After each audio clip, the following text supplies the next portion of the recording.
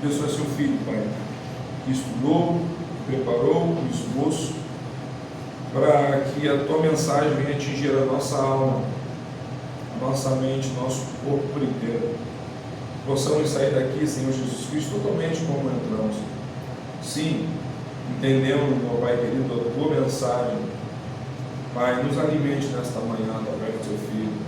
O abençoe, Senhor Jesus Cristo, e fale, Senhor, com a tua igreja através da tua mensagem que sairá da boca do teu Filho. Seja assim louvado o teu nome, para sempre. Fale conosco em nome de Jesus. Amém. Amém.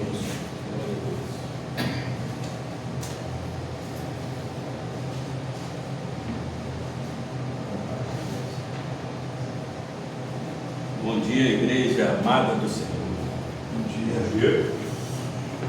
É muito bom, porque quando nós cantamos louvores aqui, a gente tem o reconhecimento que cada dia nós somos terra seca.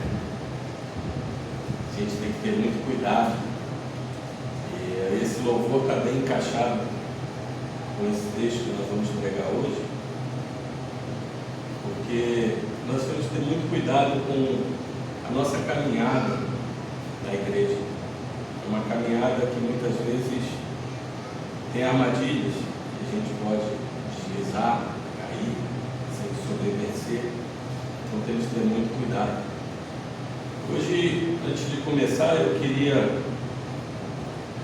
fazer um relato aqui, né? Eu acho que todos têm visto. É muito triste hoje o que a gente vê no cenário nacional de igrejas aqui no Brasil. Um país que sempre foi visto como um celeiro de crentes, queria evangelizar o mundo, queria trazer bondade, que viria trazer justiça, que viria trazer o evangelho para as pessoas. Nós temos visto algo bem diferente disso. Realmente o Brasil é uma das nações que mais cresce a igreja. Mas que tipo de crescimento? Em quantidade ou em qualidade? É como se fosse um crescimento evangelástico, né? Ele vai crescendo, crescendo, crescendo, mas o que nós vemos é que quanto mais cresce o número, menor é a qualidade das nossas igrejas. E nós sabemos disso por quê? Porque à medida que a igreja na história avança, a igreja verdadeira avança, a sociedade muda. Onde tiveram verdadeiros avivamentos, onde tiveram igrejas verdadeiras, aqueles 70 homens lá do livro de Atos revolucionaram o mundo. 70 homens. E hoje se diz que mais de 30% da população brasileira é de evangélico. E onde está essa influência? E onde está o que verdadeiramente a gente espera do Evangelho de Jesus Cristo? Nós temos justiça corrupta, nós temos políticos corruptos, nós temos pessoas corruptas, povo corrupto, nós temos a maldade proliferando, o número de abortos crescendo, o número de assassinatos crescendo. Onde está a igreja verdadeira? Quanto mais a gente enxerga as falsas igrejas crescerem, mais o nosso coração se entristece, porque a gente espera um avivamento, o nome de Deus sendo glorificado, o nome de Deus sendo exaltado nas ruas, nas esquinas, nos trabalhos, nas famílias. E o que nós vemos é o oposto. Pessoas que procuram Cristo pelo que Ele pode fazer, não pelo que Ele é. Existe uma diferença enorme entre o fazer e o é. Você já entra na igreja com as coisas do mundo na sua cabeça, que Deus tem que resolver isso e aquilo outro. E nós esquecemos o principal propósito da igreja, que é adorar o Deus maravilhoso que entregou o seu próprio Filho para que nós pudéssemos ser redimidos, salvos e glorificados com Ele. A igreja se esqueceu disso. Hoje não importa se é uma igreja histórica, reformada, pentecostal, neopentecostal, em todos os ramos da igreja nós vemos esses desvios, nós vemos essas dificuldades, nós vemos pessoas se vendendo por popularidade, por fama, por dízimos, por igrejas cheias. Isso não só entristece o coração dos verdadeiros crentes, mas entristece demais o coração de Cristo, porque Ele quer uma igreja em adoração, Ele quer uma igreja verdadeira, mudando o mundo, evangelizando pessoas, amando pessoas. E nós vemos até dentro da igreja picuinhas, brigas. Nós vemos pessoas sem perdoar umas outras. Essa é a realidade da nossa igreja, infelizmente. Esse texto que eu vou falar hoje fala muito sobre isso. Isso não é uma peculiaridade de hoje, isso é do ser humano. Em todas as eras que a igreja existiu, existiram os crentes verdadeiros e as igrejas verdadeiras, existiram os falsos crentes e as falsas igrejas. Existem momentos que as falsas igrejas proliferam mais, que o mundo começa a entrar na igreja, e existem momentos que a igreja se acorda, reaviva, e a igreja começa a entrar no mundo. E é esse período que nós tanto desejamos e oramos e queremos ver. Mas não adianta nós orarmos diante do Senhor, dizer: Senhor, muda a situação das igrejas, se nós crentes não mudarmos dentro de nós. Por isso que quando a gente canta que nós somos terra seca, muitas vezes nós somos sim. Somos porque não levamos a palavra, não levamos o amor, não levamos a influência que devemos levar dessas pessoas. Isso entristece muito o coração de Cristo. Vamos ver o que o Senhor tem para nos falar. Hoje o texto que nós vamos ler está em Marcos 11, dos versos 12 a 33. Um texto longo, mas o seu cumprimento também está relacionado com a sua importância.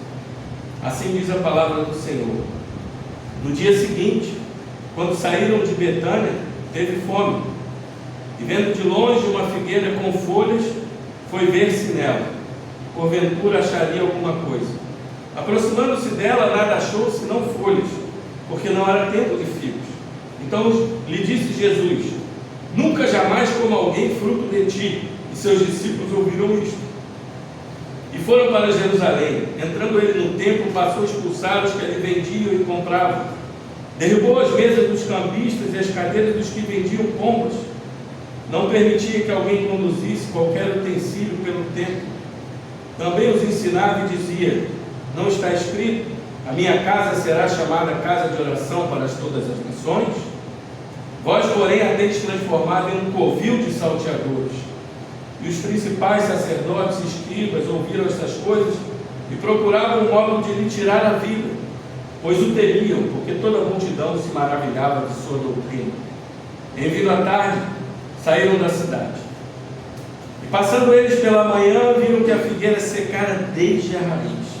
Então Pedro, lembrando-se, falou: mestre, eis que a figueira que amaldiçoaste secou. Ao que Jesus lhes disse: tende fé em Deus. Porque em verdade vos afirmo que se alguém disser a este monte: ergue-te, lança-te no mar, e não duvidar no seu coração, mas crer que se fará o que diz, assim será com ele. Por isso vos digo que tudo quanto em oração pedirdes, crede que recebestes, e será assim convosco. E quando estiverdes orando, se tendes alguma coisa contra alguém, perdoai, para que vosso Pai Celestial vos perdoe as vossas ofensas. Mas se não perdoardes, também vosso Pai Celestial não vos perdoará as vossas ofensas. Então regressaram para Jerusalém, e andando ele pelo templo, vieram ao seu encontro os principais sacerdotes, os escribas e os anciãos, e lhe perguntaram: com que autoridades fazes essas coisas? Ou quem te deu autoridade para as fazeres? Jesus lhes respondeu: Eu vos farei uma pergunta, respondei-lhe, e eu vos direi com que autoridade faço estas coisas. O batismo de João era do céu ou dos homens? Respondei. E eles discorriam entre si. Se dissermos do céu, dirá: então por que não acreditastes nele? Se porém dissermos dos homens, é de temer o povo, porque todos consideravam a João um profeta. Então responderam a Jesus: não sabemos. E Jesus, por sua vez, lhes disse: nem eu tampouco vos digo com que autoridade faço estas coisas. Amém. Esse texto é um texto que segue o que a gente pregou da outra vez, no caminho para o templo, na entrada triunfal, em que Jesus monta no jumentinho. E você vai recordar que no final, quando a gente terminou, a gente falou que Jesus entrou no templo e observou. A palavra para observou era aquela que ele olhou tudo, vagarosamente, observou detalhadamente todas as coisas no templo. E aquilo provavelmente mexeu muito com o coração de Jesus. Mexeu porque Jesus entrou naquele templo e viu aquela balbúrdia. Jesus, mas tudo tem um tempo. Ele olha, já sabendo que era fim da tarde, em que os sacrifícios estavam terminando, ele se acalma e sai do templo e volta para Betânia. Mas no dia seguinte, sai novamente de Betânia em direção ao templo. Eu fico imaginando a cabeça de Jesus naquele momento que ele passou em casa, olhando para aquelas coisas do templo. Se nós, quando entramos numa igreja e nós vemos coisas abomináveis, imagine o dono da igreja, imagine aquele que criou a igreja que é a noiva dele, a tristeza do coração dele naquela noite. E ele acorda e vai em direção a Betânia junto com seus discípulos. E o interessante é que aqui no início diz que quando saiu de Betânia, Jesus teve fome. Às vezes esse teve fome é tão simples para nós, né? Mas você para pensar, o Criador de todas as coisas, o Deus eterno, imutável, santo, único, teve fome. O que isso nos mostra? Que Jesus é verdadeiro homem. Jesus é verdadeiro homem. Ele sentiu frio, ele sentiu dor, ele sentiu fome, ele sentiu sede, ele sentiu angústia. Por isso que nós dizemos que nós temos um sumo sacerdote que se compadece das nossas aflições, porque ele sentiu na pele. Nós temos um Deus que é diferenciado de todos os outros, porque quando todos os outros estão acima dos céus, ao que dizem, o nosso veio e sentiu na pele o que nós sentimos. Então, quando nós oramos a esse Deus, nós oramos e Ele sabe. Quando nós dizemos: Senhor, está doendo, Senhor, eu estou angustiado, Ele diz assim: eu sei o que é isso. E vendo de longe, Jesus olha uma figueira cheia de folhas, foi ver se nela acharia alguma coisa. Estava com fome, e aproximando-se dela, nada achou, se não folhas, porque não era tempo de filhos. Então lhe disse Jesus: nunca jamais coma alguém fruto de ti. E seus discípulos ouviram. É estranho, essa passagem muitas vezes ela foi vista pelos intérpretes bíblicos como uma passagem estranha ao caráter de Jesus, porque todos os milagres de Jesus eram de perdão, eram de expulsão de demônios, eram de bênçãos, eram de elevar as pessoas, eram de bendizer as pessoas, nunca de amaldiçoar. Tirando aquele milagre que Jesus expulsa os demônios do endemoniado gadareno e joga na manada de porcos para que se precipitem ao mar, esse é o único milagre que Jesus amaldiçoou. E as pessoas, os intérpretes, ficaram confusos, porque eles pensam que Jesus mudou o seu caráter, que Jesus agiu com raiva, que Jesus agiu uma personalidade que não era dele. Bertrand Russell, um filósofo, disse: perdeu tempo, uma atitude de raiva. Isso coloca Jesus no mesmo patamar de outras pessoas. Outros teólogos dizem que Jesus poderia ter abençoado aquela figueira e fizesse ela dar frutos. Mas o primeiro comentário de Marcos, do século V, em Marcos, Victor de Antioquia fez um comentário que dizia que isso era uma parábola que não tinha a ver com a planta, que tinha a ver com o tempo. Até porque quando você está lendo o texto, e aqui no texto diz, não era tempo de figos, a palavra usada aqui no grego é kairos, não é cronos. Jesus não está falando de um tempo em que o figo deveria nascer. Jesus está falando do tempo de Deus.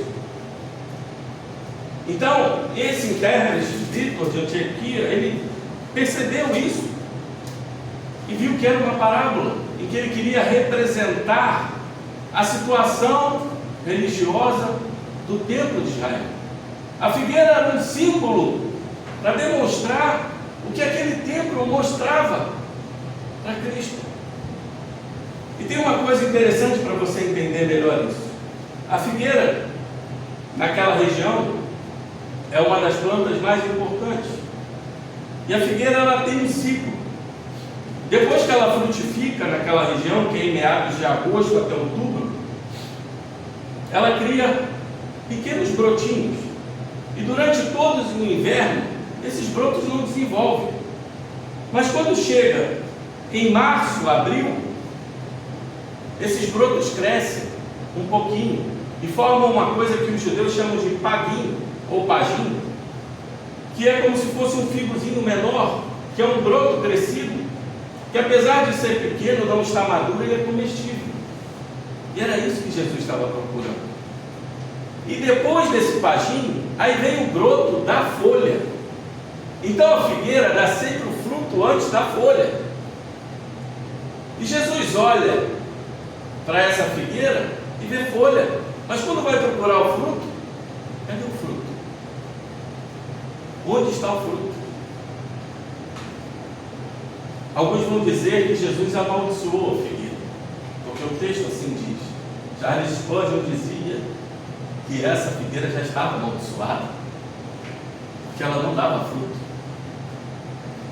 Então, se você entende que deu fruto, secou toda a árvore, tem um brotinho, esse broto não desenvolve durante todo o inverno, em março e abril, ela começa a dar um broto maior, que é o paguinho. Em abril ela começa a dar o broto de folha, para depois gerar folha e voltar a dar fruto de agosto até outubro. As folhas nunca vêm antes dos frutos. E isso tem uma repercussão muito grande. Mas nós vamos seguir no texto, nós vamos chegar nesse ponto. Porque Jesus, Marcos aqui, ele faz um sanduíche. Ele começa a falar da sua entrada triunfal, depois ele vem com a maldição da figueira, e depois ele vai para o templo. E todas as coisas estão interligadas, como atos proféticos. O ato profético da entrada em Jerusalém, o ato profético da maldição da figueira, que tantos profetas lá atrás falaram.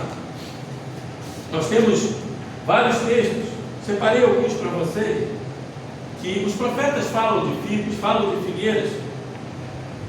Oséias 9:10, por exemplo, diz: achei Israel como uvas do deserto, vi a vossos pais como as primícias da figueira nova, mas eles foram para Baal-peor e se consagraram à vergonhosa idolatria, e se tornaram abomináveis como aquilo que amaram.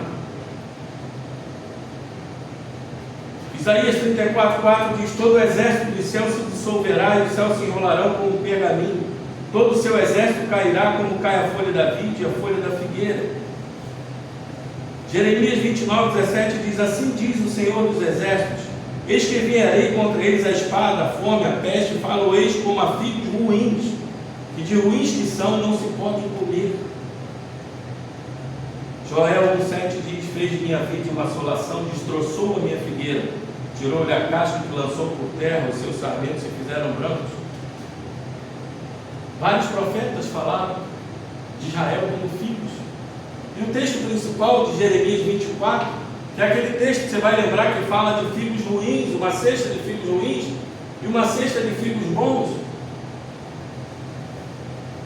em que uma parte diz assim: então me perguntou o Senhor, que vês tu, Jeremias? Respondi: figos, os figos muito bons e os muito ruins, que de ruins são, não se podem comer.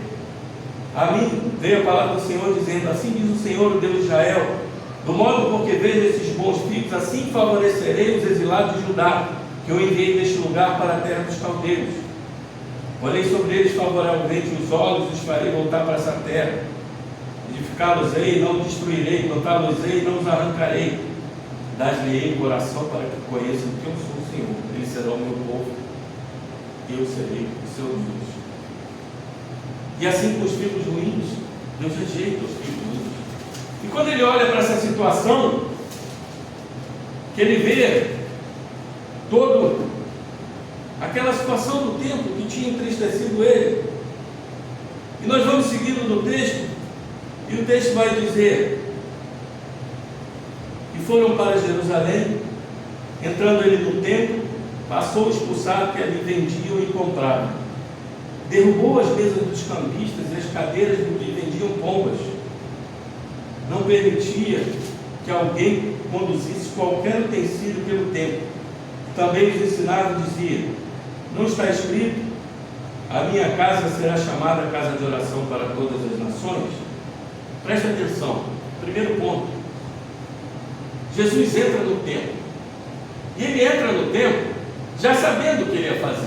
Ele no dia anterior tinha visto toda aquela bagunça, toda aquela balbúrdia, e ele, se lembrando de todos aqueles textos que ele revelou aos seus profetas, ele fala para eles: vocês não sabem que essa casa é uma casa de oração?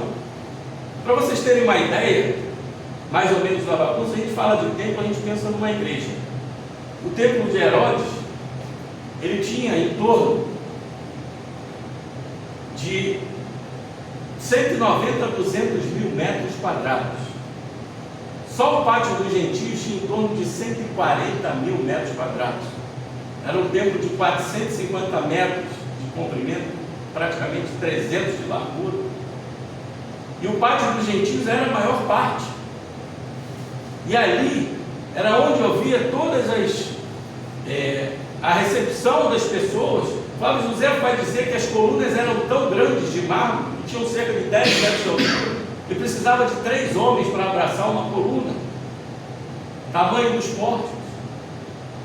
E você imagina, judeus de todas as nações e gentios de todos os lugares, adentrando o templo para oferecer sacrifício. E ali naquele templo, não só aquelas multidões, mas aves, ovelhas, gado, todo tipo de gado, animais do campo, e pessoas entrando, e aqueles homens ali negociando, vendendo. Historicamente você vai ver que o que se percebe naquele momento era que aqueles homens transformaram aquilo num comércio, uma apropriação indébita. O verdadeiro significado do templo tinha se perdido, que era a oração de levar todas as nações a adorar o verdadeiro Deus. E aqueles homens, eles tinham que receber os animais para sacrifício.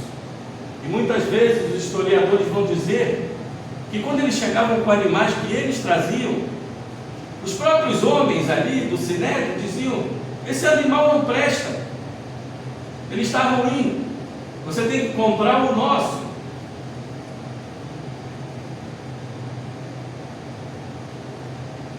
Esse dinheiro que você traz não serve, você tem que trocar.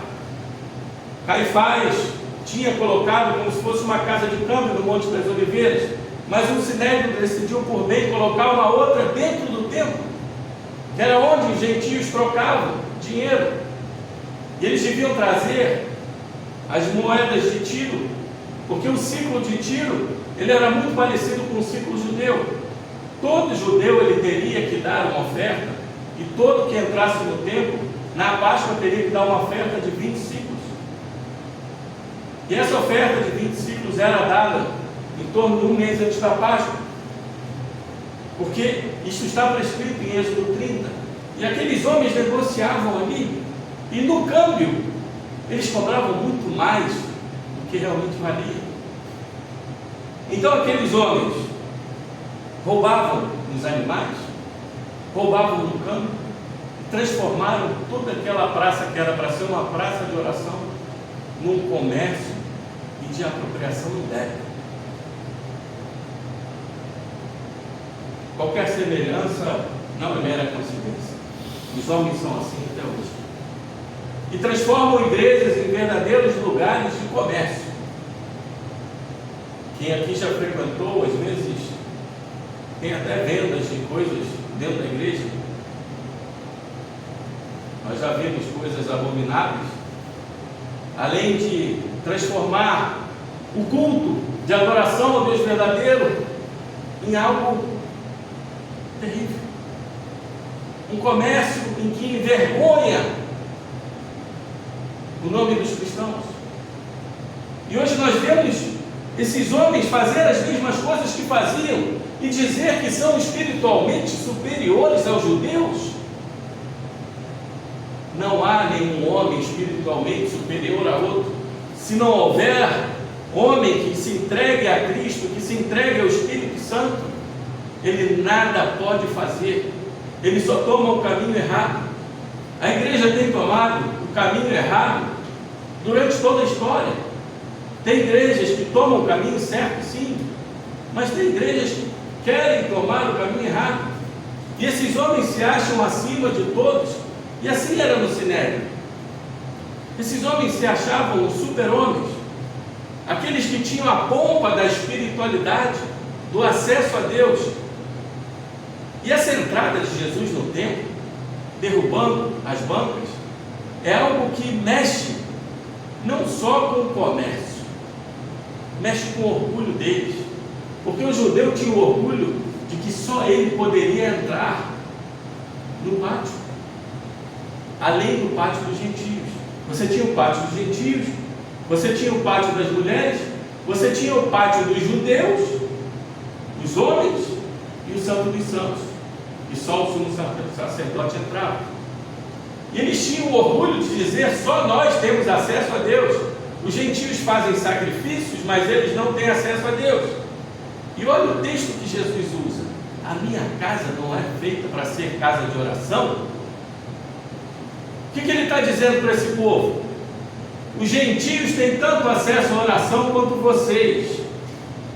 Chegou o tempo que os gentios vão buscar a Deus como vocês.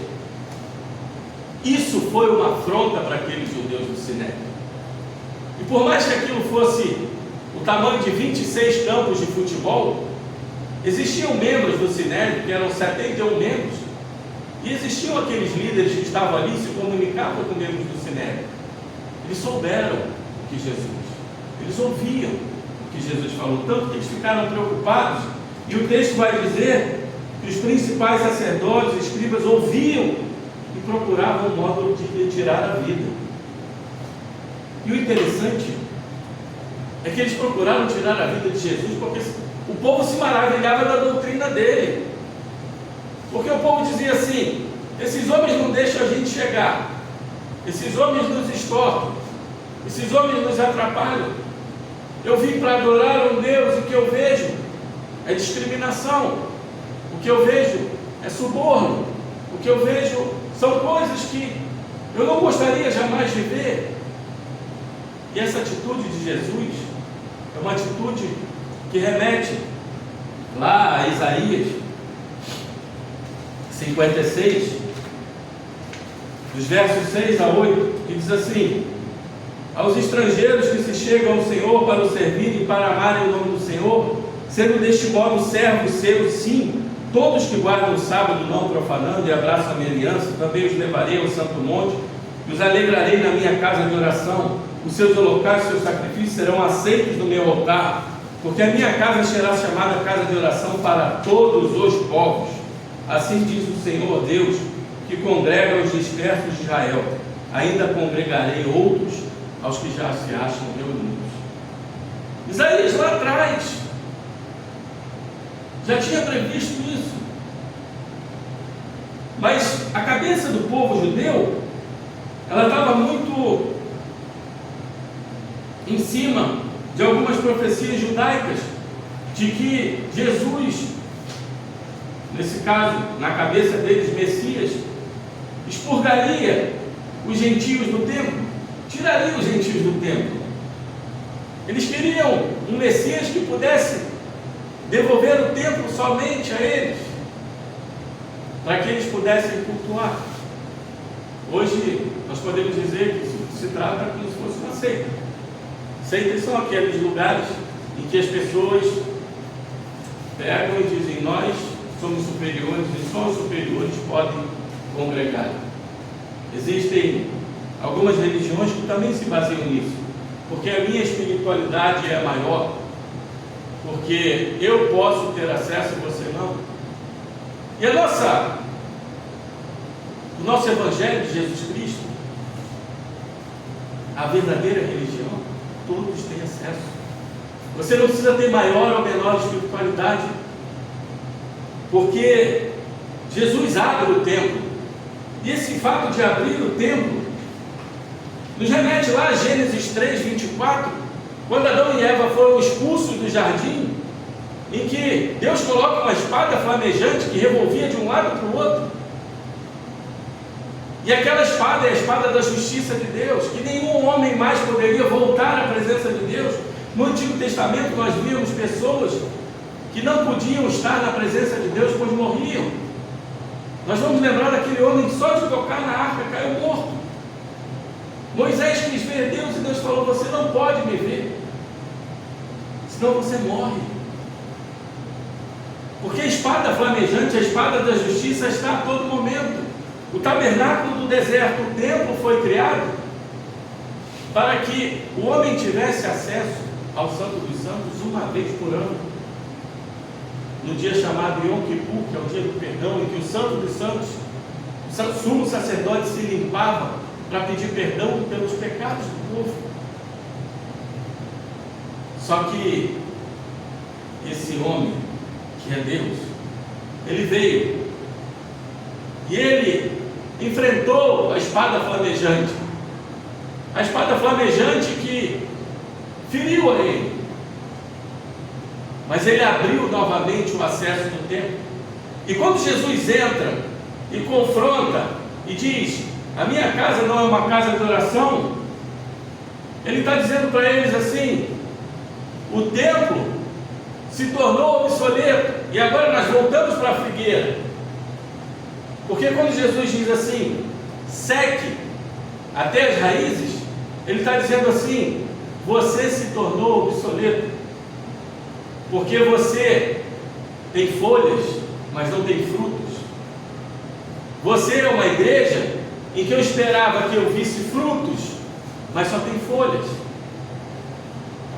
Igualmente hoje, nós temos igrejas enormes, nós temos igrejas com cultos espetaculosos, nós temos igrejas que homens se dizem profetas e curam com toque e com paninho, ou com a água do Jordão, ou com o que quer que seja,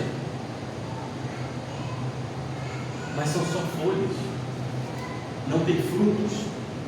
E quando a gente diz frutos, é fruto de arrependimento, é fruto de fé em Cristo, é fruto de santidade ao Senhor, é olhar para Cristo e dizer: eu sou uma terra seca, eu preciso de Ti, eu não sou um homem digno do Senhor, mas por Tua graça e misericórdia eu posso ter acesso a Ti, por Cristo Jesus eu posso ter acesso. A igreja verdadeira é aquela que demonstra frutos de arrependimento, frutos de santidade, frutos de fé em Cristo sem duvidar. E o interessante é que Jesus continua dizendo, ele fala que aquilo parece um covil de ladrões. A palavra covil quer dizer abrigo. Covil era onde os ladrões se escondiam e escondiam o seu roubo, até que a coisa se acalmasse. E assim era no templo de Israel. Aqueles homens roubavam as pessoas, roubavam a Deus e se protegiam no templo, achando que Deus não estava vendo. E a primeira coisa que Cristo faz é olhar para aquele templo e dizer: isso aqui é um covil de ladrões, de salteadores. E eu tenho certeza, meus irmãos, que Cristo entra hoje em muitas igrejas e diz: isso aqui é um covil de salteadores, de ladrões. Isso aqui é uma figueira seca, que tem folhas, mas não tem frutos. Muitas igrejas aí que estão até em mídia, que tem cultos, que parecem verdadeiras boates. Jesus olha com tristeza, porque o nosso Deus, Ele requer uma coisa que é solenidade e reverência a Ele.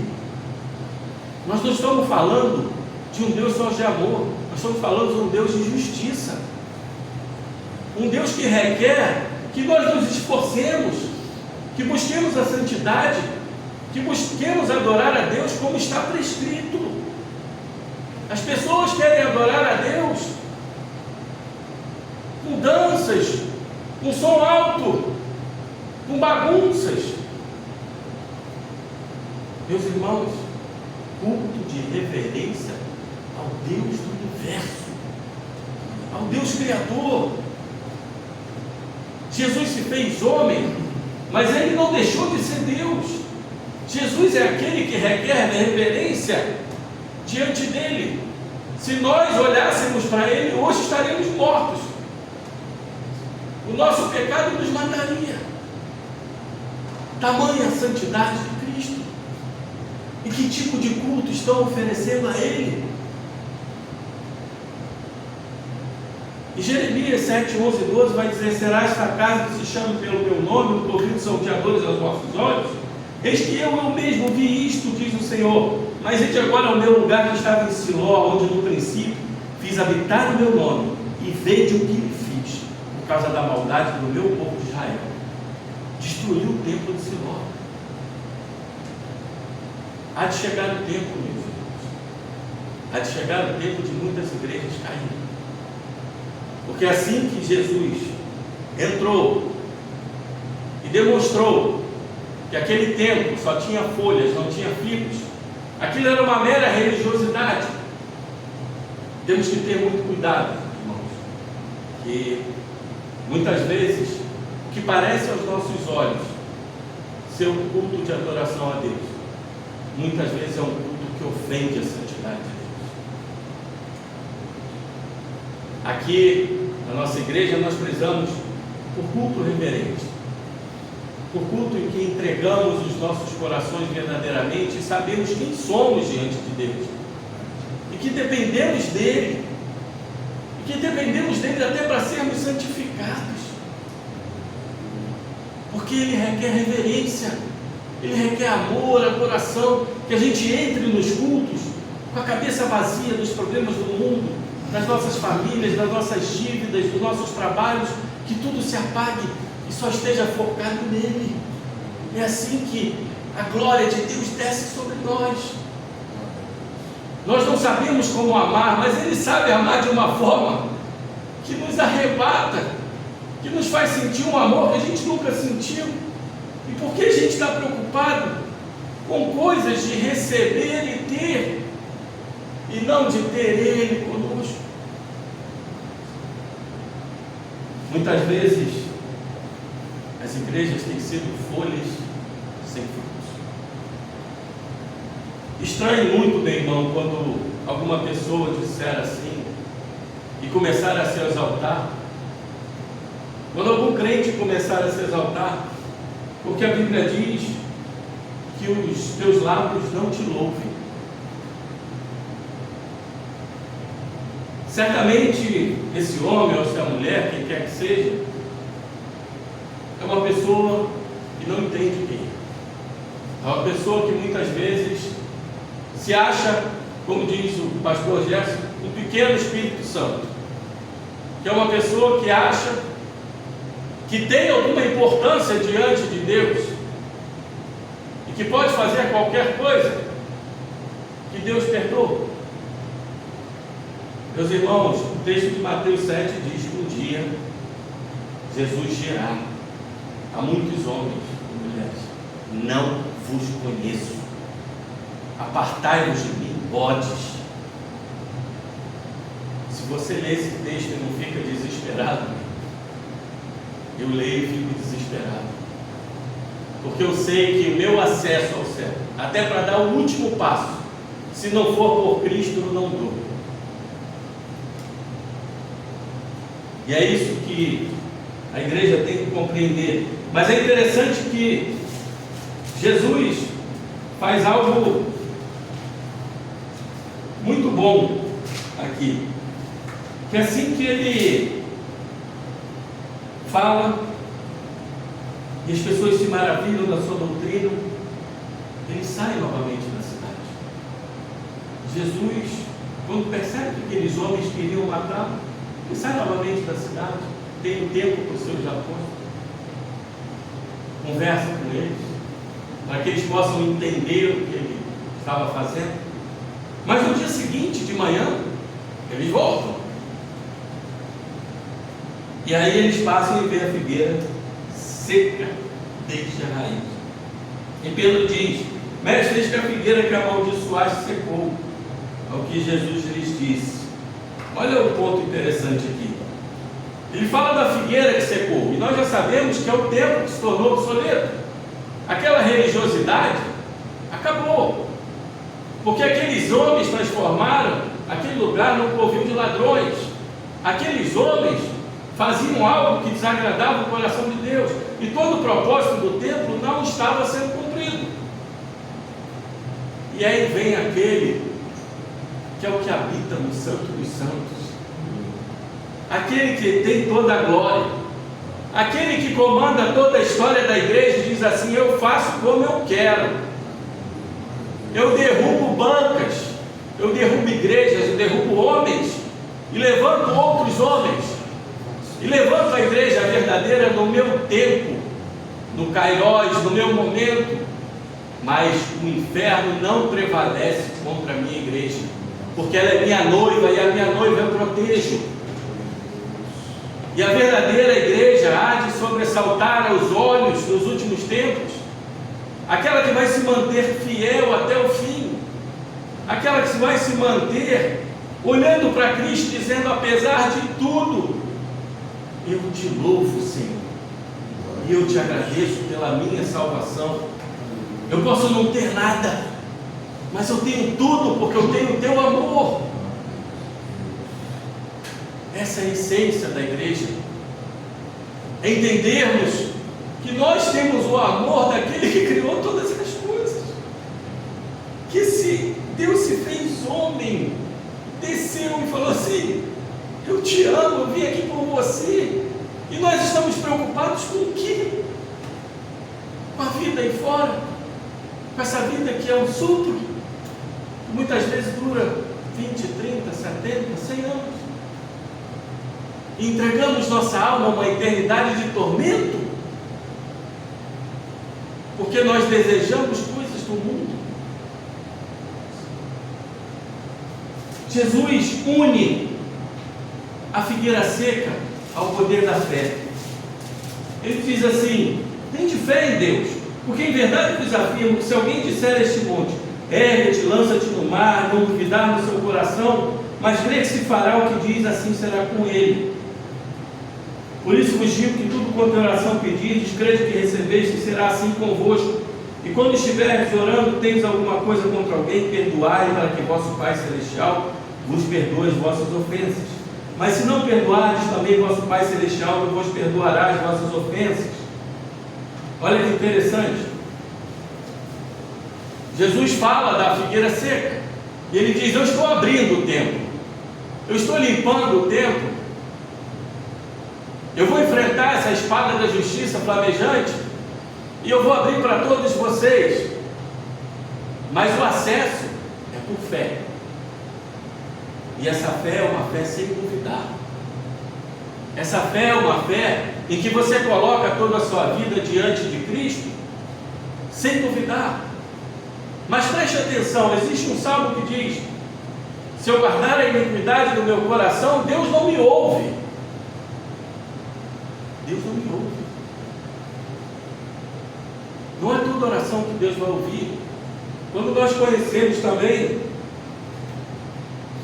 1 João 5,14, que diz: esta é a confiança que temos para com Ele, que se pedirmos alguma coisa segundo a sua vontade, Ele nos ouve. Tiago 5,8 vai dizer: se porém algum de vós necessita de sabedoria, peça a Deus, que dá a todos liberalmente, e nada lhes impropera, ser-lhe-á concedida. Peça, porém, com fé, em nada duvidando. Pois o que duvida é semelhante à onda do mar, impelida e agitada pelo vento.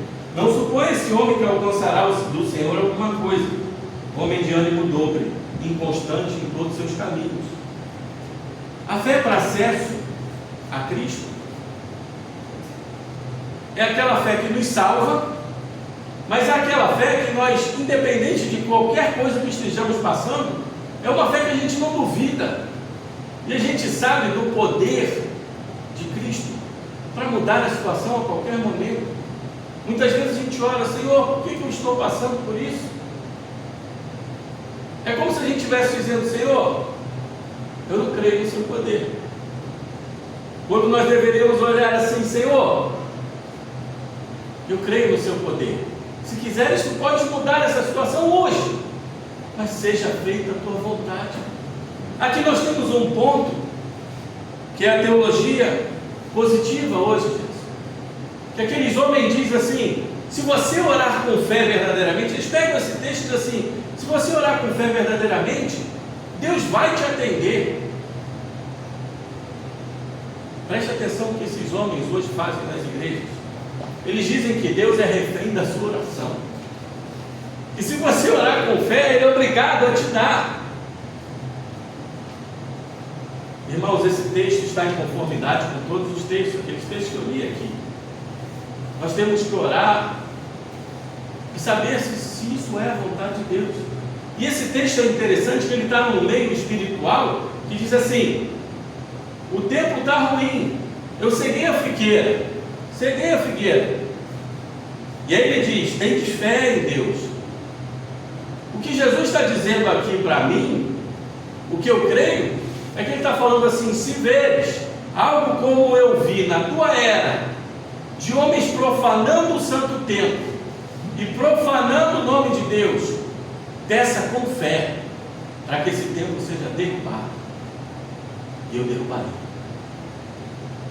Porque se desagrada o teu coração que está em Cristo, e Cristo vive em você, está desagradando a Ele.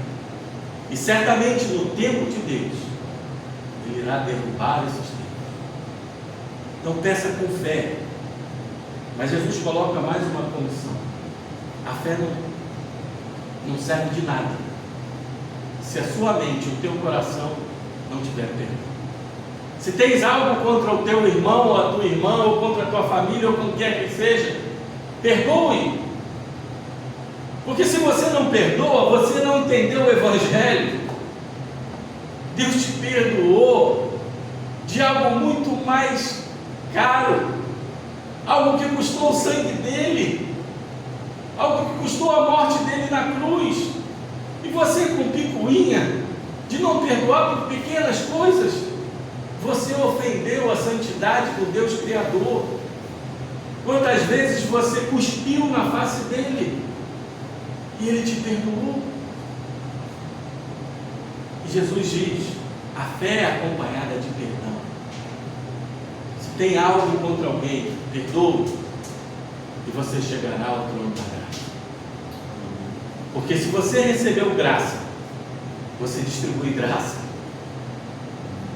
Se você recebeu graça, você distribui dizendo: eu conheço o Deus que me perdoou, e assim como Ele perdoou, eu te perdoo. Porque nada sou sem Ele, nada você pode ser sem Ele também. É o amor de Cristo que vence as pessoas. E caminhando para o fim. Assim diz: então regressaram para Jerusalém, e andando ele pelo templo, vieram ao seu encontro com os principais sacerdotes, os escribas e os anciãos. Aqui começa, meus irmãos, uma série de 3 embates com o Sinédrio. O Sinédrio só tinha, de uma certa forma, confrontado Jesus lá no iníciozinho de Marcos, porque ele ficou sabendo. Na verdade não foi um confronto, mas eles estavam sabendo o que Jesus estava fazendo e tramaram matar Jesus. Lá no capítulo 3 de Marcos. Mas aqui o Sinédrio vai diretamente a ele. O Sinédrio era composto de 71 homens.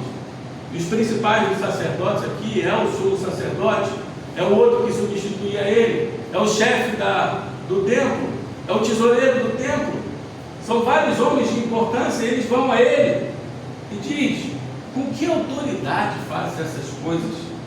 Ou quem te deu tal autoridade para as fazeres?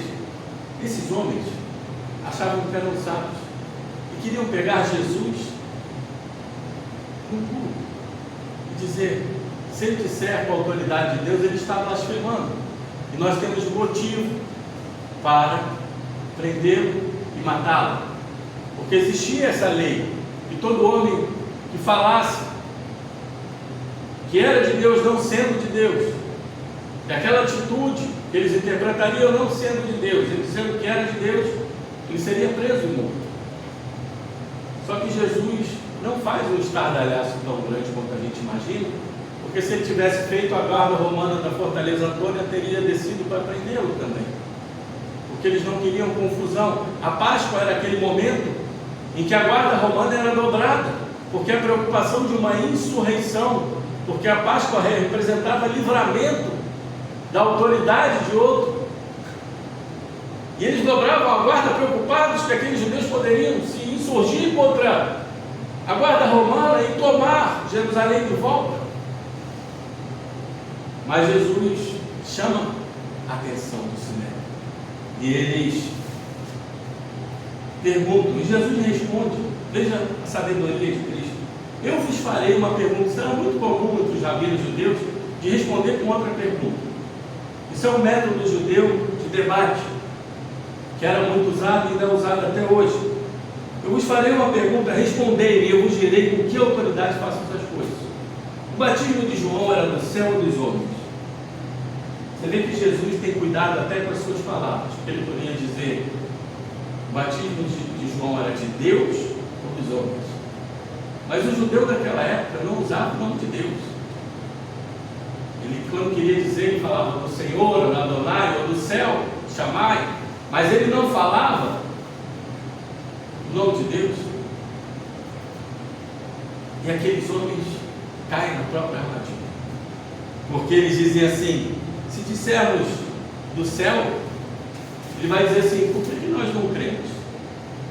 Por que vocês não creram quando estiveram diante de João Batista e viram ele pregando o batismo de arrependimentos? Por que não se arrependeram? Por que não geraram frutos de arrependimento e fé? Porque se João Batista é visto como um profeta, e ele como profeta anunciou a vinda daquele que é maior do que ele, e que ele não era digno nem de desatar a correia das suas sandálias, esses homens estão num problema sério. Mas também, se ele disser que era dos homens, desagradaria o povo, porque todo o povo via João Batista como um grande profeta. Tanto que nós vamos ver no livro de Atos, Paulo ainda encontra alguns discípulos de João Batista andando nas suas peregrinações, lá no livro de Atos.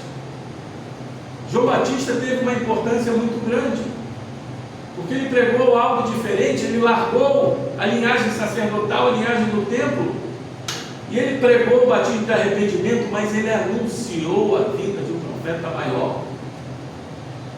E Jesus disse: dentre os nascidos de mulher, este é o maior. Agora você imagina esses homens pensando: se falarmos que era de Deus, ele vai nos pegar e dizer que nós não demos importância a João Batista. Falar que é dos homens, o povo que ama ele como profeta, vai dizer e se revoltar contra nós, que nós não somos homens de Deus. Mas o interessante é como esses homens acham.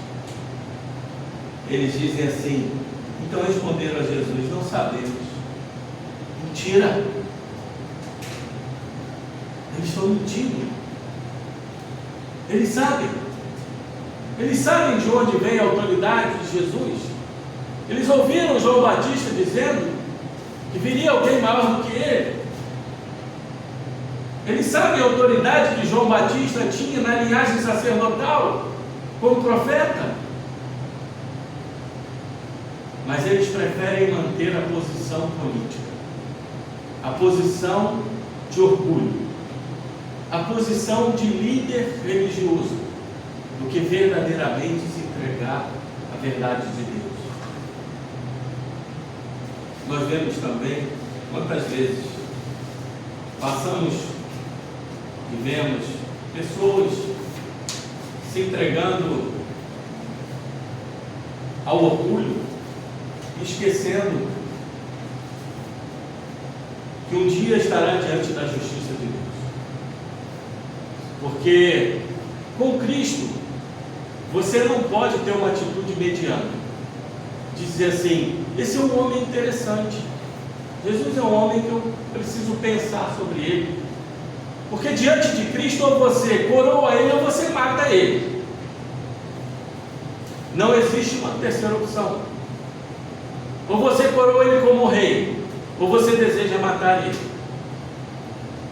E aqui está implícito nesses homens que a vontade deles matar ele mostra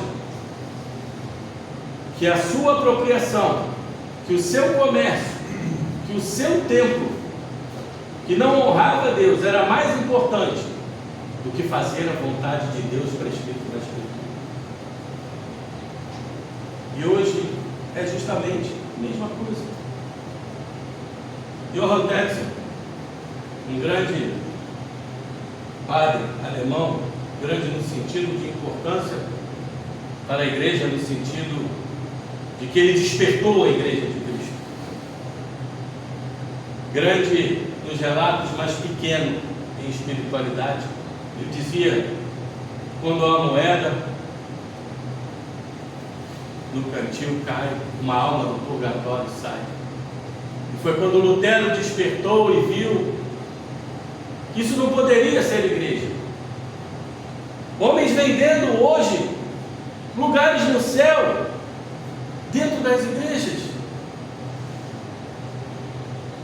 Nós vamos lembrar em Atos, quando aquele homem, Simão, Mago, quis comprar a sua salvação, e ele foi repreendido. Homens se fazendo de sumos sacerdotes, colocando roupas e estolas de judeus. Homens se fazendo de salvadores do povo, de Cristos, se dizendo mensageiros e profetas de Cristo, se exaltando aos quatro ventos. Se Jesus entrasse hoje como homem, ele voltaria a derrubar muitas bancas, chutaria muitos templos, chamaria de covil de ladrões, porque essa é a realidade da igreja em todo o tempo. Essa é a realidade do coração humano sem Cristo. Essa é a realidade de uma igreja que quer um cristianismo sem Cristo. Essa é a realidade de uma igreja que quer entrar na igreja para ter algo, mas não para ter a salvação. Que Cristo nos perdoe dos nossos egoísmos. A igreja nunca precisou tanto de oração como precisa hoje. A igreja está contaminada, a figueira está seca. Muitas igrejas só têm folhas e não dão frutos. Nunca tivemos uma geração de crentes tão fraca, espiritualmente tão ruim, que não se prostram diante de Deus, que só buscam a Deus por seus interesses egoístas, que não querem adorá-lo por Ele ter salvado as suas próprias vidas. Por que é tão difícil adorar um Deus que nos salvou? Por que é tão difícil se esquecer que aquele homem podia não ter feito nada disso, mas por amor desceu da sua glória a se entregar por nós? Meus irmãos, para terminar, quero dar um recado para vocês que observe como a inveja e a incredulidade do povo pode dar descrédito ao homem de Deus. Aqueles homens tinham inveja da popularidade de Cristo. Aqueles homens tinham inveja da autoridade de Cristo. E geraram incredulidade em seus corações. Muitas vezes, meus irmãos, nós não gostamos do que ouvimos. Quando algum homem de Deus vem e nos fala, quando algum homem de Deus representa e repreendem esses homens que se acham deuses, eles não gostam. E seu coração é tão incrédulo no poder e na justiça de Deus, que eles não se rendem. E eles tomam atitudes que nos envergonham, que envergonham a igreja de Cristo. Mentem, se esquivam, fogem e confrontam sabendo que estão errados. Isso nos mostra uma última coisa que eu quero dizer, que a igreja não deve confiar em homens como infalíveis, igual ao papismo da Igreja Católica, que diz que o Papa é infalível. Não, o Papa não é infalível. A história nos mostra que muitos papas mataram, muitos papas pregaram algo que não era verdadeiro na Escritura, muitos papas erraram. E assim acontece com bispos, pastores, diáconos, presbíteros. Não se confia em homens. Entre na sua igreja e olhe o seu pastor, o que ele prega, olhe a vida dele, seja um bereano, veja se o que ele fala está em conformidade com a palavra, e se ele estiver, agradeça a Deus por ter um homem de Deus ao seu lado. Agora, se esse homem não cumpre essas coisas, fuja desse covil de salteadores, fuja desse lugar, porque você espiritualmente está morto, porque a vide, a raiz é Cristo. Quando Cristo não é glorificado, quando o homem se põe no lugar de Cristo, não há seiva que nutra aquela vide ou aquela figueira, e essa figueira vai secar até a raiz. E você vai secar até a raiz. Não confie em homens, confie somente em Deus, na sua palavra. Mas se tem um pastor de Deus, se tem um homem de Deus ao seu lado, louve o Senhor por isso, não pelo homem. Não glorifique o homem, glorifique a Deus. E agradeça ao Senhor pelo cuidado dele com a sua vida. Que nós possamos, com esse texto, entender que não existe dono de igreja. O dono de igreja é Cristo. Nós somos representantes e embaixadores, meus irmãos. A cada domingo que eu prego, a cada oração que eu faço, eu me sinto mais indigno diante de Deus. Porque a santidade de Deus é algo tão inescrutável, tão insondável, que a gente tivesse um segundo na presença dele, da justiça dele, a gente cairia em desespero. Que a gente possa orar, porque o cristianismo não é para pessoas de espiritualidade elevada.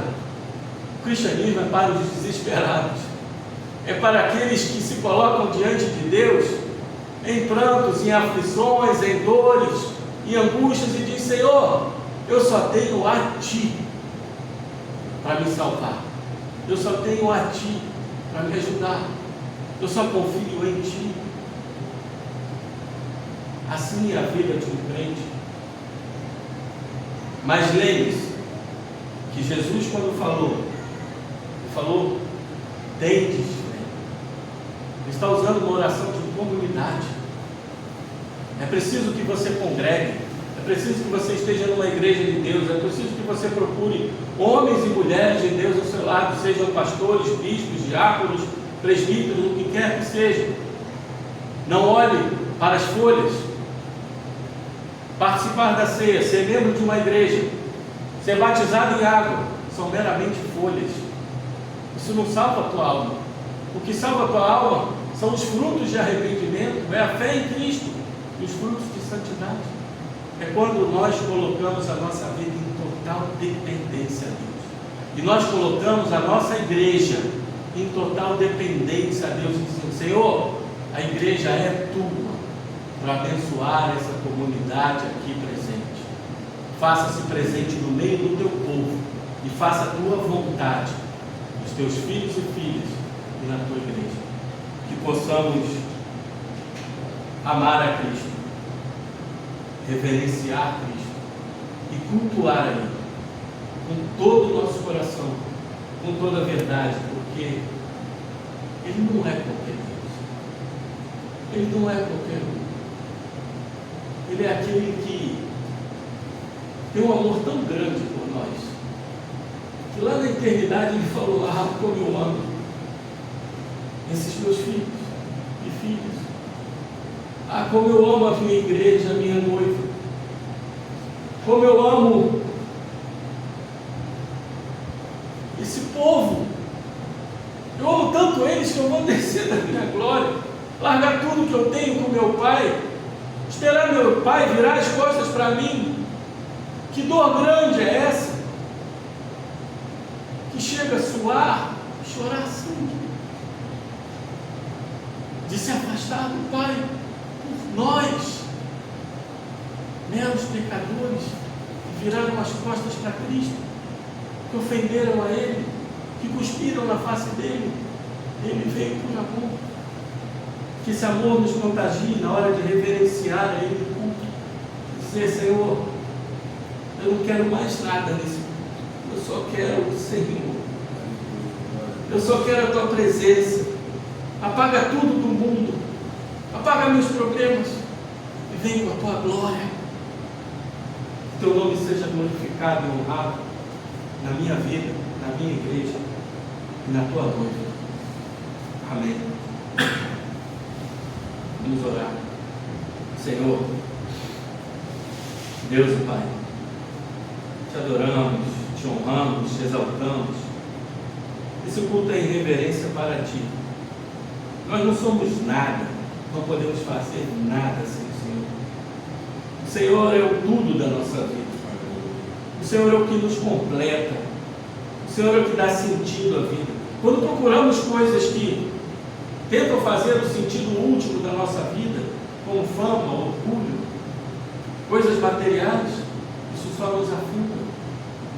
Mas quando procuramos satisfazer o nosso coração em Ti, o Deus perdoador, o Deus salvador, o Deus fiel, o Deus justo, o Deus de amor, é onde nós encontramos consolo, abrigo.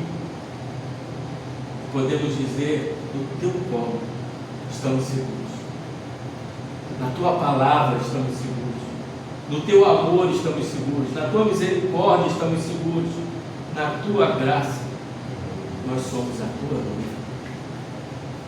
Senhor, abençoa aqueles irmãos que estão perdidos muitas vezes em lugares que só tem folhas e não frutos.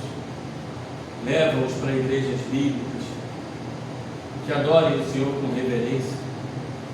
Senhor, todos aqueles que profanam o Teu santo templo, todos aqueles que desonram o Teu nome e que pregam um cristianismo sem Cristo, Senhor, faça como o Senhor fez no templo. Faça com que se tornem obsoletas. Faça com que, Senhor, caiam homens, mulheres ou quem quer que sejam que desonrem o Teu nome. Pois nós, como Tua igreja, queremos ver a tua glória, queremos ver o teu nome exaltado e glorificado, e pessoas te adorando em espírito e verdade. Toma o rumo da tua igreja. Eu sei que o Senhor nunca perdeu o rumo, mas, Senhor, ouve a oração dos teus santos que enche a taça que está nos céus. Essa taça está ficando cheia e o Senhor está irado com o que estão fazendo aqui. Vem, Senhor, e faz a tua vontade prevalecer. Faz com que as igrejas verdadeiras sobressaiam aos olhos das tuas ovelhas. E ajuda-nos, Senhor, a vencer esses falsos templos, essas falsas religiões, essas falsas adorações e esses falsos homens e mulheres que só desonram o Senhor. Seja exaltado e glorificado no meio do teu povo. É o que oramos em nome de Jesus. Amém. Amém. Vamos louvar o Senhor.